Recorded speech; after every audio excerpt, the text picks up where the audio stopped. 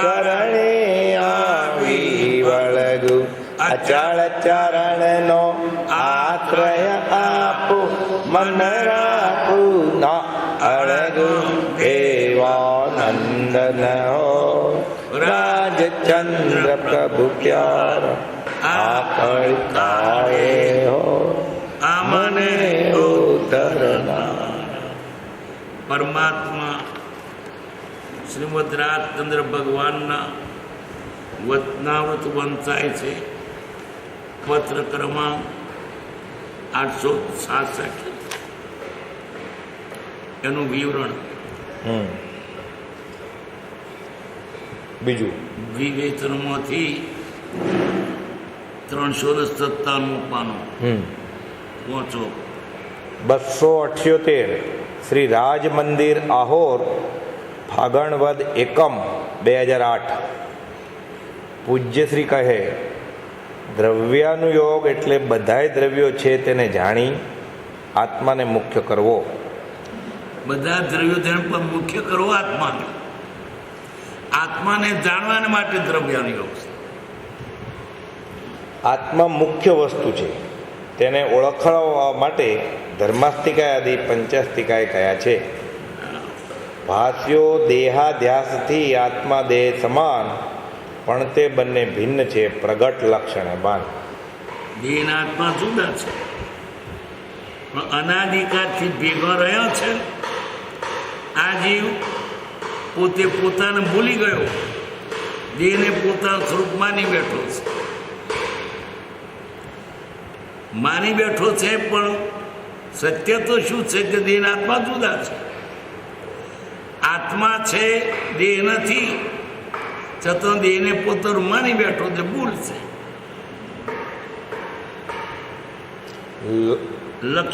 લક્ષણથી આત્મા જુદો જણાય છે. કયું લક્ષણ? જ્ઞાન લક્ષણ. આત્મા જાણે, જળ ન જાણે. તડકો તો પથ્થર ઉપર પડે, પથ્થર ગરમે થાય, પથ્થર જાણે નહીં, મને ગરમી લાગે.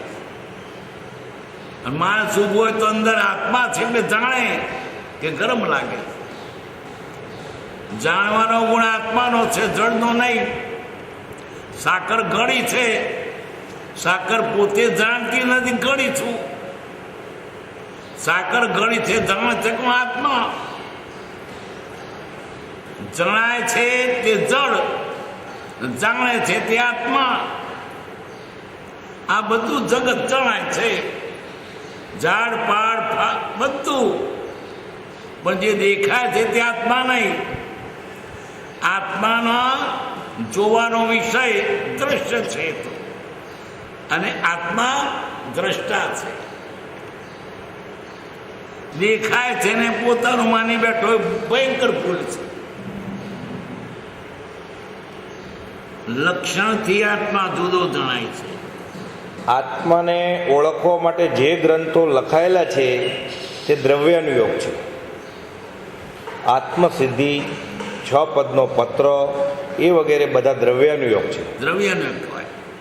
એ આત્મા દ્રવ્ય છે, એને જણા માટે લખેલો તે દ્રવ્યાનુયોગ.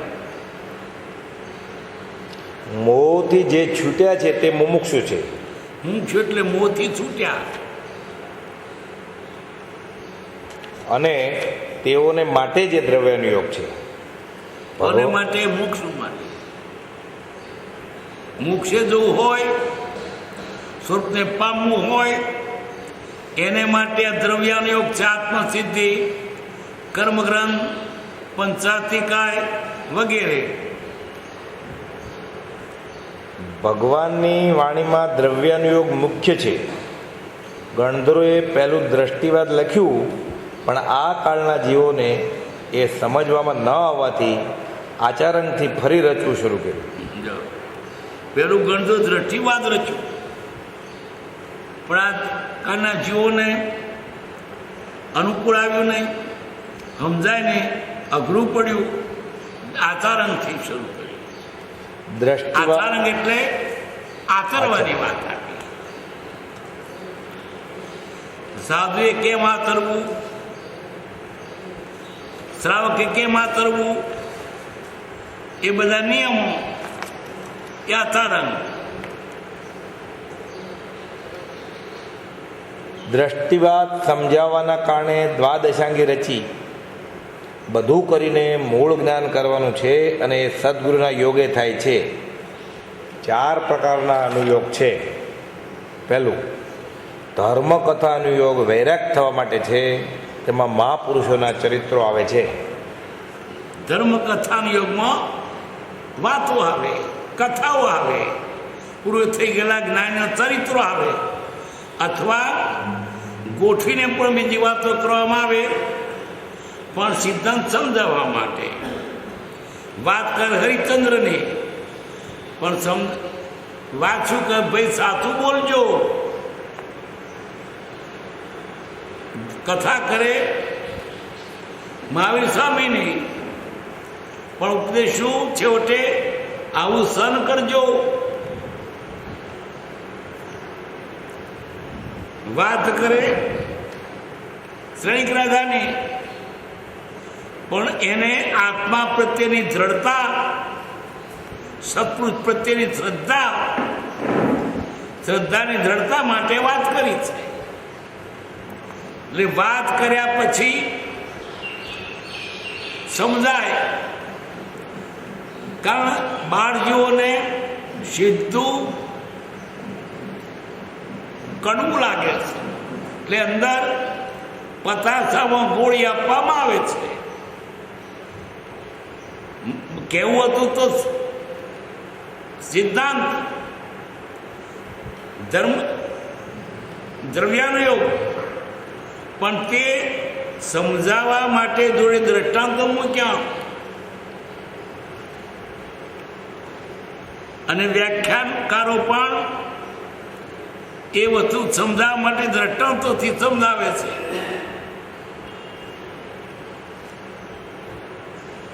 બીજું, ગણિત અનુયોગ વૃત્તિ સ્થિર થવા માટે છે. તેમાં કર્મના ભેદ વગેરે આવે છે. ત્રીજું, ચરણ અનુયોગ કર્મ ક્ષય કરવા માટે છે. તેમાં આચરણની વાત આવે છે. ચરણાનુયોગ આચરણમાં. અને ચોથું, દ્રવ્ય અનુયોગ પોતાનું સ્વરૂપ જાણવા માટે છે. તેમાં દ્રવ્યની વાત આવે છે. મહાપુરુષના યોગે કંઈક મહાભાગ્યે દ્રવ્યાનુયોગ હાથમાં આવે છે. દ્રવ્યાનુયોગ હાથમાં આવે પણ તે પરિણામ કેમ પામે તે કહે છે. દ્રવ્યાનુયોગ મળે પણ પરિણામે સમજાય એવું જોઈએ. દર્શન મોહ ઘટે ત્યારે દ્રવ્યાનુયોગ સમજાય છે. દર્શન મોહ ઘટે એટલે શું?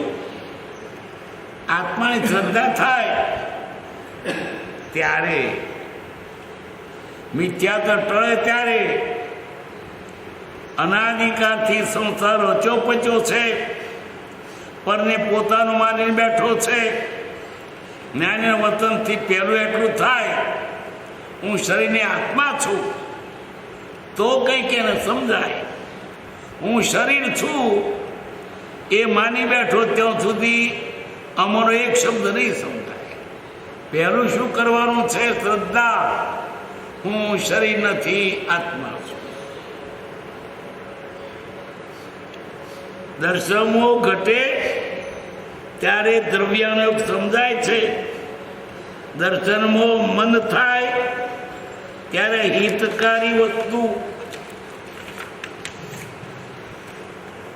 હિતકારી લાગે. દર્શનમાં એની ઊંધી સમજણ મટી જાય ત્યારે ખરકા અહિતકારી છે.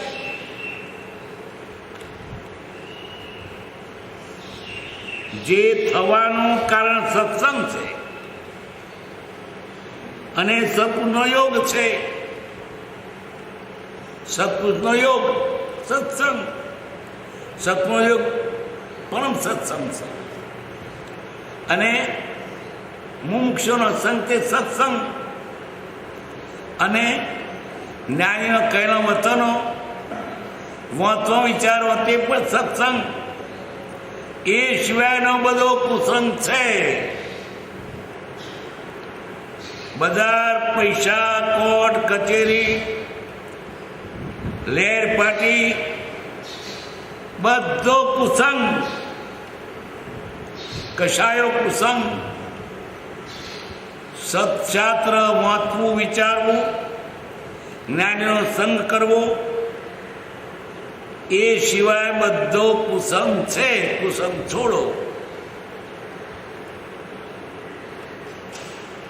કૃપાળુ દેવે કહ્યું છે કે સત્પુરુષની કૃપા દ્રષ્ટિએ સમ્યકત્વ છે. સપુની કૃપા એની કૃપા થવી આપણે જોઈએ. એની કૃપા ક્યારે થાય? આપણે લાયક બનીએ ત્યારે, મુમુક્ષુ થઈએ ત્યારે. મુમુક્ષુ જોઈને જ્ઞાનીને આનંદ આવે છે. એટલે એક સપને રાજી કરવા જોઈએ. એની આગળ નાચીએ તો રાજી થાય, એની આગળ થાળ ધરે તો રાજી થાય. ખાવ ગાડી ગોળી સારું થાય. એ ક્યારે રાજી થાય છે? કોઈ પણ જીવ આત્મા સન્મુખ થાય ત્યારે ભગવાન રાજી થાય. સુખી થશે બિચારો. બીજા જીવના આત્મહિતમાં જ્ઞાની રાજી છે, અને તમે પછી અવળે માર્ગે જ્ઞાની રાજી નથી. દારૂ પીએ ભગવાન રાજી નથી. એને કેમ થાય? જીવ અવળે માર્ગે ચાલ્યો. તમારા સુખમાં જ્ઞાની સુખી છે, તમારા દુઃખમાં જ્ઞાની દુઃખી છે. તમે ઉન્માર્ગે ચાલો, જ્ઞાની નથી ગમતું. એક સ્વતંત્ર રાજી કરવામાં જેટલી યોગ્યતા હોય તેટલું પરિણમે. યોગ્યતા હોય તેટલું પરિણમે. વરસાદ તો વરસે, પણ જેવી જમીન એ પ્રમાણે ત્યાં ફળ આવે. પથ્થર ઉપર વરસે તો નીકળી જાય, જરાય પલરે નહીં.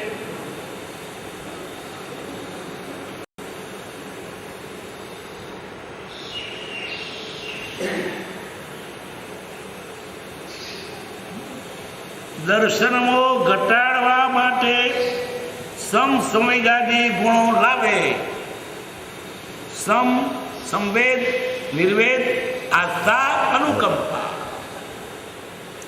કશાયની ઉપશાંતતા, માત્ર મોક્ષ વિલાસ, ભવે ખેદ, પ્રાણી દયા, તેઓ આત્માર્થની. આ એ મોક્ષના લક્ષણો છે.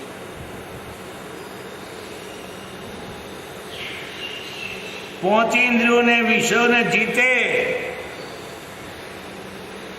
એ સારું સારું ખાવાનું, સારું સારું જોવાનું, સારા વાજિંત્રો વાગતા સાંભળવા, લહેર પાટી, સુવાળી સૈયાઓ, એને ના ગમે. મુમુક્ષુ નહીં.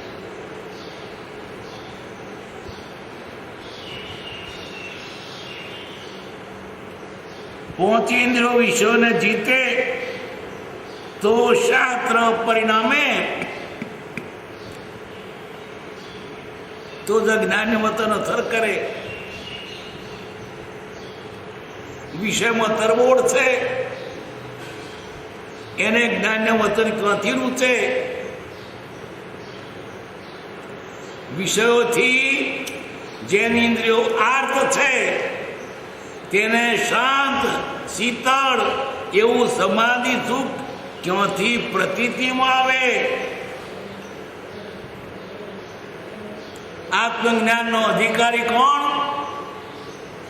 વિષય કશાય કાઢે તે. આ તો જેને કાઢવા છે તેને કાઢતો નથી, ઉલટા તેને જાડા કરે છે. એમ જ્ઞાનીની પાસે જવું, વિષય કશાની મનતા કરીને જવું, કશાની શાંતતા. આ તૈયારી પહેરી જોઈશે. આટલું ઘેરથી લઈ જવાનું. કશાયને શાંતતા. એ લડતો લડતો જ આવે, ક્રોધ કરતો આવે, પૈસા માટે આવે ના. જરાક શાંત થા, ધીરો થા.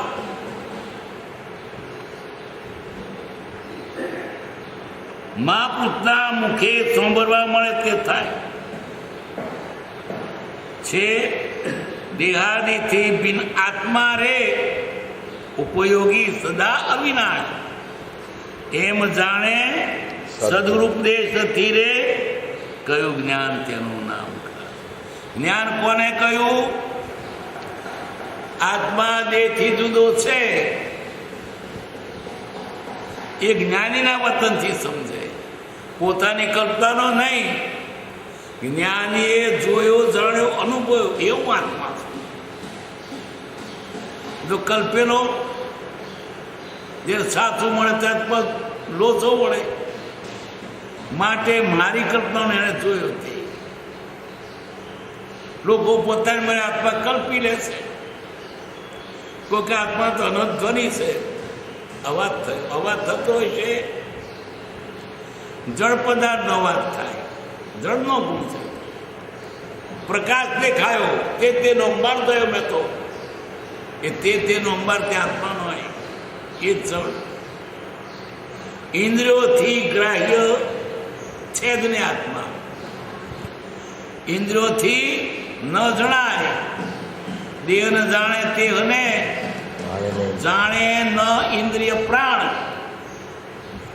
આત્માની સત્તા વડે તે પ્રવૃત્તિ જાણ. ઇન્દ્રિયો આત્માની વડે જાણે છે. મેં આત્મા ન હોય તો ઉગાડો આંખી હોય તો મરદાને દેખાય નહીં. ઉગાડા કોણ હોય તો મરદાને સંભળાય નહીં. અને શરીરે મળતું હોય તો દાંત તો છે એમ નહીં કે તો માણસ બોલે છે, દજાવાય છે. જાણનારો ગયો, કોણ જાણે? આત્મા.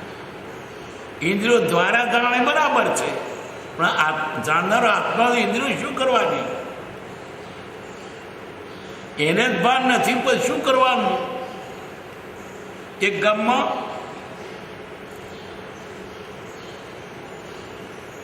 ભણેલા માણસો કોઈ નહીં. એક માણસ ગમના માસ્તર ભણાવે એટલે ભણેલા. તે કોકને તો કાગળ વાંચવાનો આવ્યો, તે માસ્તર પોતે ભણાવવા જાય વાંચવા. એકદમ કોકને કાગળ આવ્યો તો માસ્તર શું કરે? પેલો ચશ્મો ચડાવીને વાંચે કાગળ. અતિદર માસ્તર ઘેર નહીં કે કાગળ વંચાવ છે. બહેરો કે તું બહાર ગયા છે, પણ કે ચશ્મો ચડાવીને વાંચે છે. ના, ચશ્મો તો છે ને. તે બીજો ચશ્મો ચડાવીને વાંચવા માંડ્યો, પણ અંદર જ્ઞાન હોય તારે ને. ચશ્મો તો સાધન છે, આ ઇન્દ્રિયો સાધન છે. અંદર આત્માને તો ક્યાંથી જાણે? દેહ ન જાણે તેને જાણે ઇન્દ્રિય પ્રાણ.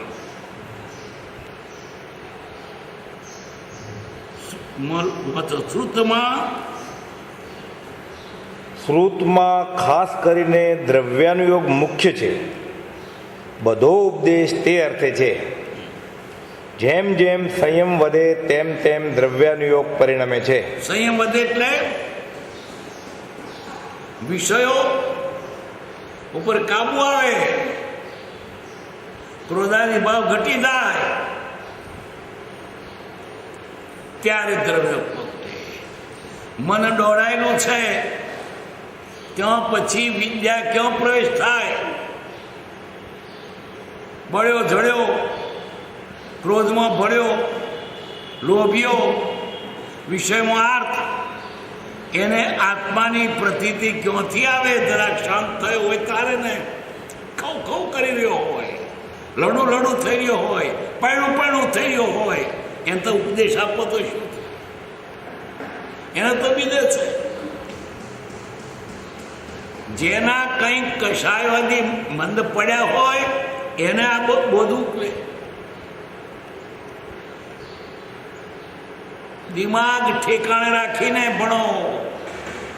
નીટ જવું નિશાળમાં, ભણવું ચોડી ચિત્ત. ચિત્ત ચોટાડો અથવા ચિત્ત બહાર ભમે છે, ચિત્તે બને. બે ઘડી પણ તમે ચિત્ત ચોટાડો એટલા માટે જૈનમાં બે ઘડીને સમય સ્વાધ્યાય કરવા માટે આ કહ્યું. નહીં તો મન રખડતું રહે, ક્યાંથી ચોટે. જ્ઞાનીનું સ્વરૂપ છે તે જ મારું સ્વરૂપ છે એમ અભેદતા થાય એ જ ખરો સંયમ છે. જેમ જેમ સમ્યક દર્શન નિર્મળ થાય તેમ તેમ રુચિ વધે છે અને વીર્ય સ્ફુરે છે, તેથી દ્રવ્યાનુયોગ પરિણમે છે. જેમ એને સમ્યક દર્શન થાય એમ એમ રુચિ વધે, અને રુચિ વધે એ પ્રમાણે બળ થાય. પછી જેને રુચિ જ નથી, આની ભૂખ ઉગડી નથી, હજુ તેને ભૂખ છે સંસારની. સંસારના ભાવ પરથી ઉઠીને આની રુચિ કરે તો આનંદ આવે, બધું રુચિ જ નથી ને શું આનંદ આવે? ભૂખ્યો હોય ને ખાવાનું હોય તો કેટલો આનંદ આવે, પણ ભૂખ જ નથી ખવડાવે તો ઉલટું અજીર્ણ થાય, અભાવ થાય, ફેંકી દે.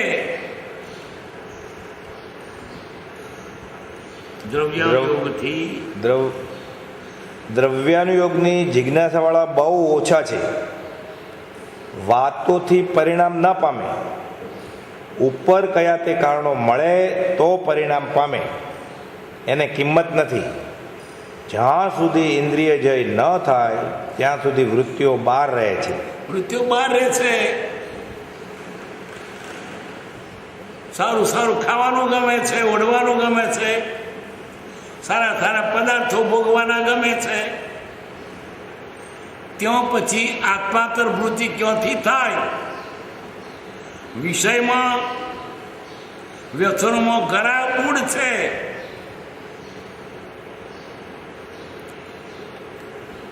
એમાંથી લીન નીકળતો જ નથી, બસ આમ જ મજા છે. વ્યસનીને અને વિષયને, અતિશય ક્રોધાદિવાળાને જ્ઞાનનું વતન એકદમ પરિણમતો નથી.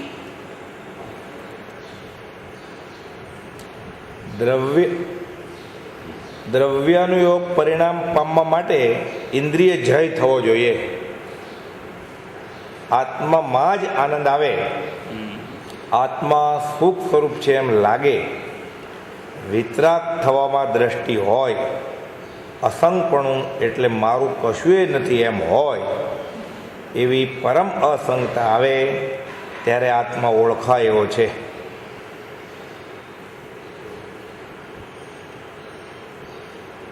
જે અસંગ પુરુષો છે તે આ દ્રવ્યાનુયોગના પાત્ર છે.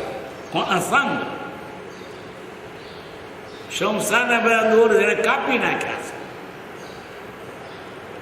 એ સંસાર તો મને ખેંચતા નથી એટલે નવરો થયો, આ બાજુ આવે, પેલી બાજુ નવરો જ નહીં. આમાં વેપારો નવરા નથી, મોસમમાં નવરા નથી, વિષયમાં ગરાબૂળ છે, વ્યસનો તળી બેઠો છે. એને ક્યાંથી વખત મળતા કરે?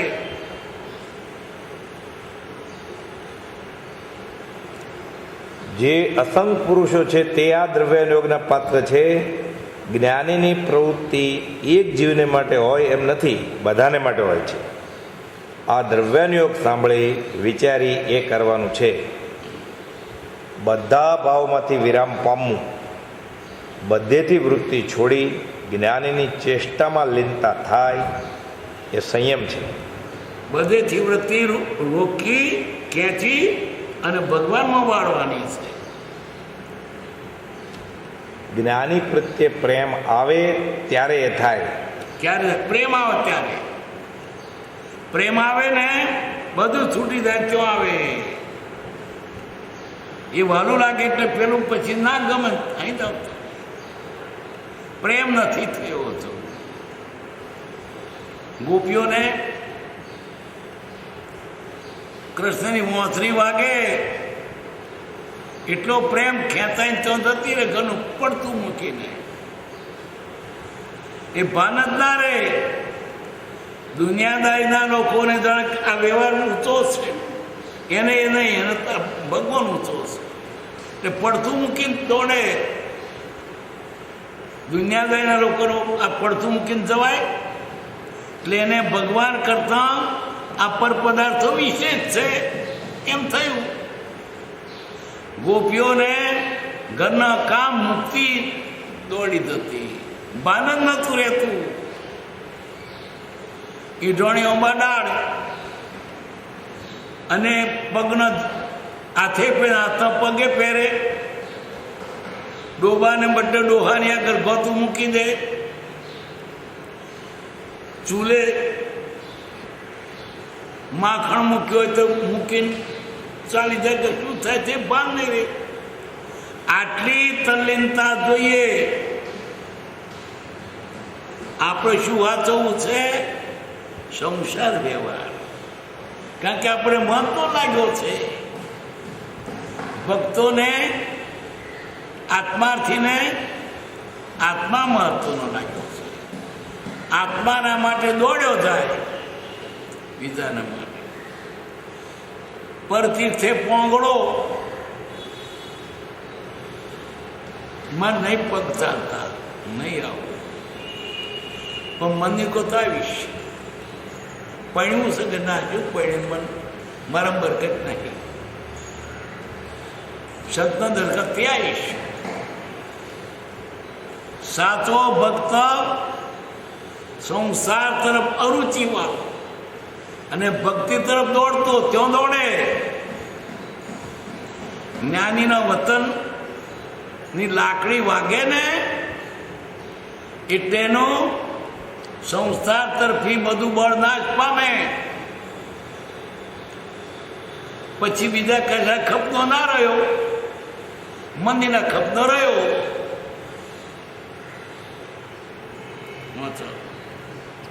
જ્ઞાની પ્રત્યે પ્રેમ આવે ત્યારે એ થાય. આજ્ઞામાં એકતાન થયા વિના એ ન થાય. આજ્ઞાઓ એકતાન થવું પડે. આજ્ઞાની નથી એકતાન ક્યોની વાત કરવી? આજ્ઞા શું? કોણ જાણે? શું હોય આજ્ઞા? શું હોય છે? એકતાન થતો આજ્ઞા ન જાણતો ને આજ્ઞા કોને કહેવાય? એ તો તારે ફાવતું ગમે કરીએ એનો આજ્ઞા. પોતાને ફાવત કર ને ફાવત ના કરીએ. તારું ફાવતું નહીં, જ્ઞાનીનું કયું કરો.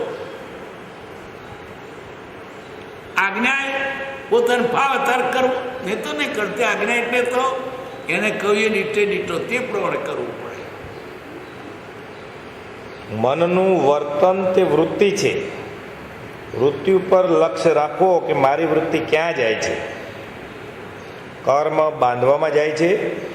પાંચ ઇન્દ્રિયના વિષયમાં જાય તો કર્મ બંધાય. વિષયો કર્મ બંધાવનારા. વિષયો છૂટે તો છૂટ્યો. કોણે બાંધ્યો છે? વિષયો. વિષય નથી તે છૂટો છે. બધો એકો યો વિષયાનુરાગી. કોણ બંધાયેલો? વિષયમાં વળગ્યો છે તે. કોવા વિમુક્તો છૂટો કોણ? વિષય વિરક્ત. વિષયમાંથી છૂટો તે મુક્ત. વિષયમાં ચોટ્યો તે બંધાયેલો. છોડવાના વિષયને કશાય છે. બહારનું દેખાતું છૂટે છે પણ ખરેખર છોડવાનું છૂટતું નથી. લયું સ્વરૂપ અને વૃત્તિનું ગ્રહ્યું વ્રત અભિમાન.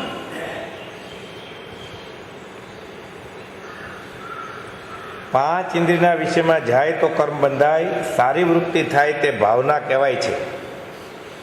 હિસાબ તો રાખવો પડે. લક્ષ્ય રાખે તો બધેથી વૃત્તિ વિરામ પામે અને આત્મામાં રહે. એ કરવાનું છે. બધાથી વિરામ પામી આત્મા ભણી વળવું બધાથી વિરામ પામી આત્મા તરફ પડવું. આ તો બીજે ભટકે છે. એ સંયમ પ્રાપ્ત કરી આત્માનો નિર્ણય કરવાનો છે, બીજા ભાવ ટાળવાના છે. સર્વભાવથી વિરામ પામવા રૂપ સંયમ છે, એ ભૂલીશ નહીં, ચેતવા જેવું છે. સર્વભાવથી વિરામ પામવું એનું નામ સંયમ. સર્વભાવથી ઔદાસીન્ય વૃત્તિ કરી માત્ર દેહ તે સંયમ હેતુ હોય જો, અન્ય કારણે અન્ય કશું કલ્પે નહીં, દેહે પણ કિંચિત મૂર્છા નવ જોઈજો. સર્વભાવથી ઉદાસીન, દુનિયાદારીના કોઈ ભાવ પ્રત્યે જરાય પ્રીતિ નહીં, અનાસક્ત ભાવ, ના ગમે, બધું બેભરમું લાગે, જાણે કે ખોવાઈ ગયો હોવ, ભૂલો પડ્યો હોવ, આ ક્યાં આવ્યો, આ નથી ગમતું મને, એવું થાય. ત્યારે પછી આ બાજુ વળે, હજુ તેને સંસ્થાના પદાર્થો ગમે છે, પૈસા ગમે છે, વિષયો ગમે છે, ત્યાં સુધી શીતમ આવે. એના પ્રત્યે વૈરાગ થાય તો અમો રાગ આવે.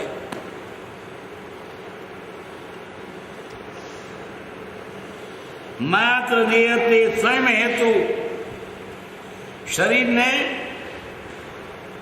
એનાથી સંયમ ધર્મ પડાય છે માટે સાચવે, પણ સંયમને માટે, નહીં તો નહીં. મોછોક માટે નહીં, લહેરપાટી માટે નહીં, બે રોટલી વધારે ખાવા એટલા માટે નહીં, તાળા તગડા થવા માટે નહીં, સારો ફોટો પડે એટલા માટે નહીં. આ શરીરથી ભગવાનનું ભજન થાય છે, આત્મિત થાય છે, માટે શરીર હાથ રાખવાનું. શરીર માધ્યમ ખરું ધર્મ સાધનમ. નહીં તો આ શરીર ધર્મના તો બેતર જતું રહેતું. ખોટનો વેપાર કેવો નહીં કરીએ, બંધ કરી દેવાનો. એટલે શરીર આત્માર્થે વાપરો. માત્ર દેહતે સમેતું હોય જો, અન્ય કારણે અન્ય કશું કલ્પે નહીં, દેહે પણ કિંચ મૂર્છા ન જોયો, દેહ પ્રત્યે પણ મોહ નહીં. પછી સમ્યકત્વ થાય.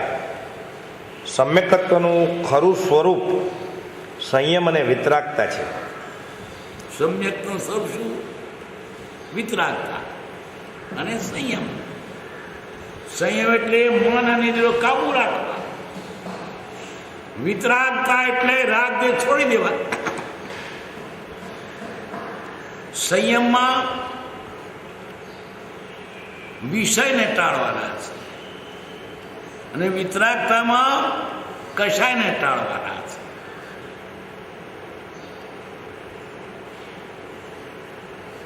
આત્મા છે તો બધું છે. પોતાનું અસ્તિત્વ ભૂલી ન જવું. હું આત્મા છે ન ભૂલો. પહોંચના વિષયો ઓછા કરવા. એટલા માટે જેનો વ્રત કયા છે? એક ટણ, ઉણોદરી, મોબેલ, એકાસણ. કેમ? આ જીવ સંયમ આવે તો કંઈક મોકળો થાય, જ્ઞાનવતર અસર કરે. લક્ષ્ય આત્માનો ન ચૂકવો. બોલો, ગમે તેવો પ્રસંગ આવે પણ એ ન ભૂલવું. પરભાવ બધાય રોકવા છે. પરભાવ બધાય રોકવા છે.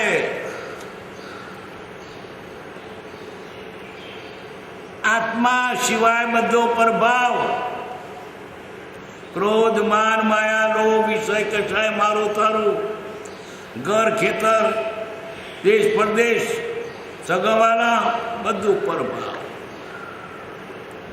અરે મારો દેશ, મારો સંપ્રદાય એ પરમાત્મા. જ્ઞાની જાણે છે તે મારું સ્વરૂપ છે. એટલે આપણી કલ્પનાનું નહીં, જ્ઞાની જાણે છે. છૂટા પડી ગયા, એટલે નિરત થઈ ગઈ. એને પૂછો ભાઈ હું કેવો એ જાણો, એને પૂછો હું કેવો છું. આપણી કલ્પનાનો નહીં, જ્ઞાનીએ જાણ્યો જોયો એવું. આટલી દ્રઢ શ્રદ્ધા જોઈએ, અને એ દ્રઢ શ્રદ્ધા પરોક્ષ હોવા છતાં પરિણામે પ્રત્યક્ષ થશે. પરોક્ષ શ્રદ્ધા પણ દ્રઢ જોઈએ. જ્ઞાનીએ કહ્યું કે આપ દિશામાં જશો એટલે તમે નડિયાદ પહોંચશો. શ્રદ્ધા હોય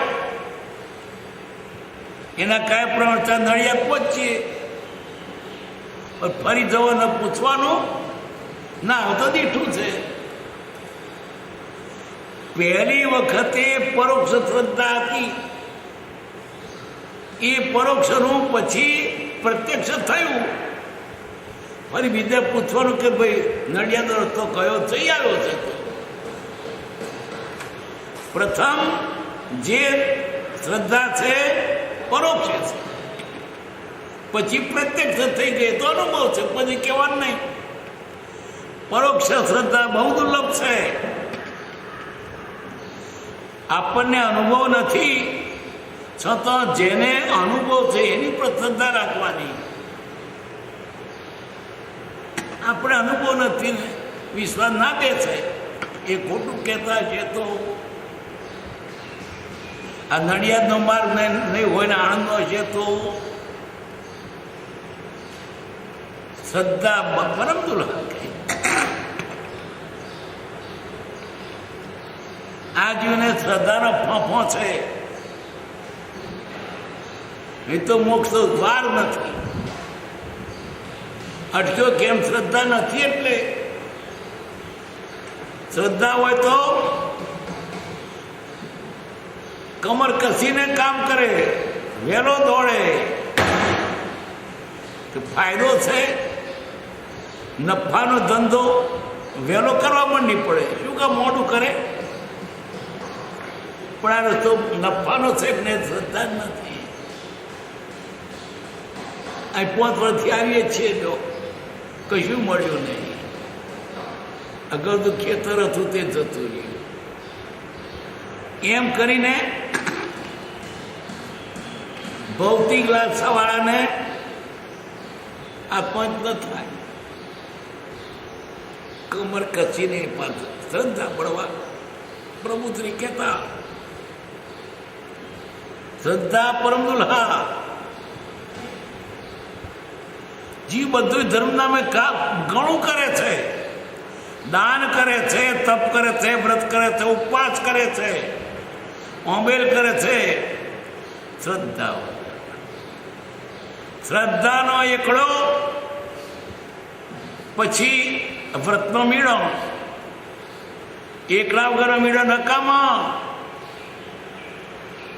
5 મીણો થયો, લાખ થાય, તારા બાપનું કપાળ ના થાય. 5 મીણો આગળ એકલો જોઈએ. મેં ઉપવાસ કર્યા, મેં ઠઈ કરી, મેં દાન કર્યું 50 લાખ રૂપિયાનું. જો આ પેલું લખ્યું છે ને મારું પાટિયું,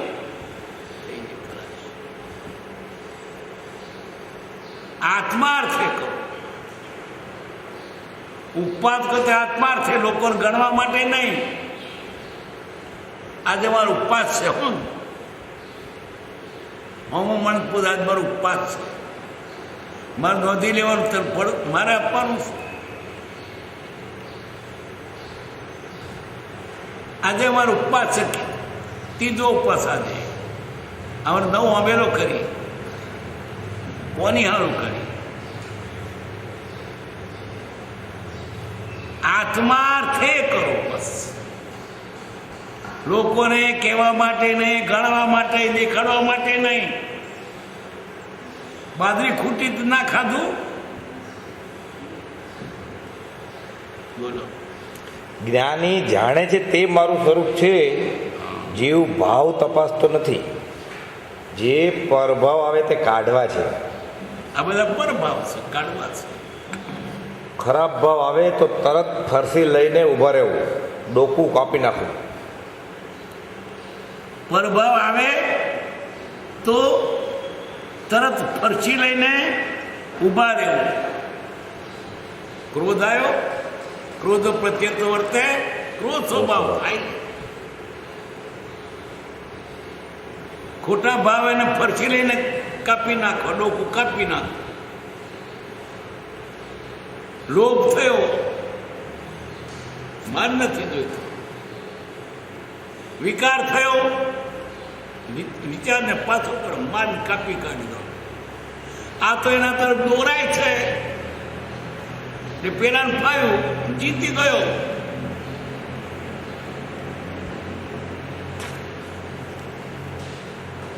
આજે મારે ફરણી ચીજ ખાવી છે, ખાવાનું મળે તો આનું થાય તો ના થાય. પણ કેમ આ વિચાર કર્યો? માન નથી, આપવું જ નથી ને. મનને હઠ કરીને હટાવવું,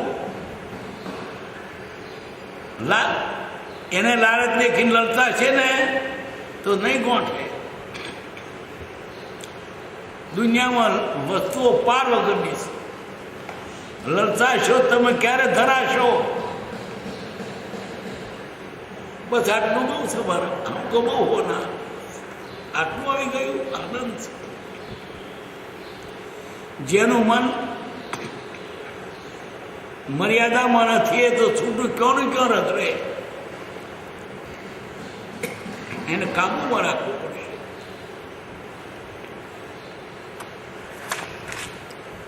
સર્વભાવથી સમાધિ પામવાનું કારણ સર્વભાવથી વિરામ પામવારૂપ સંયમ છે. આત્મામાં રહેવું, બીજેથી પાછું હટવું, વિભાવથી છૂટવું એમ જ્ઞાનીએ કહ્યું છે. સર્વ દુઃખ છૂટવાનું કારણ દ્રવ્યાનુયોગ છે. જે ખરું સ્વરૂપ છે તેને ન ભૂલવું, મૂળ સ્વરૂપમાં લક્ષ્ય રાખવાનો છે. બાકી સર્વભાવથી વિરામ પામવારૂપ સંયમ છે. સર્વભાવથી વિરામ પામવારૂપ સંયમ છે. બધા ભાવમાંથી ઇન્દ્રિયોને કબજે કરવી, કાબુમાં લેવી. મન જ્યાં ભટકતું ત્યાં ભટકવા ના દેવું, આત્મામાં લાવીને. રખડતું ઢોળ જેવું આ મન રખડતું થઈ ગયું છે, ટેવાઈ ગયું છે, કાબુમાં નથી રહ્યું. ને ગમે ત્યાં વિચાર કરે, ગમે તો ખાય, ગમે તો દોડે, ગમે તો વિચારો. એક મિનિટ કબજે નથી રહેતું. એને ફાવતું કરવા જોઈએ છે. ફાવતું કરવા દેશો તો નિરંકુશ થશે. પછી કબજે નહીં આવે, માથે છાણો થાપશે. એને કબજે રાખવું પડે. અટકતાનો છોકરાને જો કબજે ન રાખે ને, અટકતાનો તમારી ઉપર કરશે. માટે આ મનને કબજે રાખો. દોડવા દો ને, ના દોડાય. એને ફાવતું બધું આપશો, શું પરિણામ આવે? આજે પરદેશમાં છોકરા હજુ પાત્રતા વગર હથિયાર લઈને જાય છે, તે માતાનો ખૂન કરે છે. અમેરિકામાં મા બાપનો ખૂન કરે છે. અને કાયદો જ કેવો ઘડ્યો છે,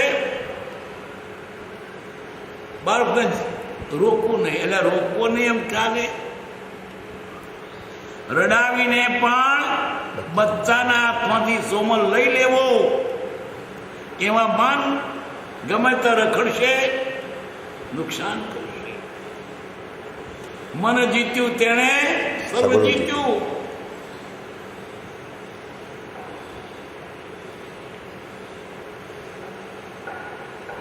બીજેથી પાછું હટવું, વિભાવમાં છૂટવું, વિભાવથી છૂટવું, એમ જ્ઞાનીઓએ કહ્યું છે. સર્વ દુઃખ છૂટવાનું કારણ ત્રવ્યાન યોગ છે. જે ખરું સ્વરૂપ છે તેને ન ભૂલવું, મૂળ સ્વરૂપમાં લક્ષ્ય રાખવાનો છે. બાકી સ્વભાવથી વિરામમાં મારું સંયમ છે. સંયમ એટલે બધા ભાવમાં કેટલા વાગ્યા? 11:10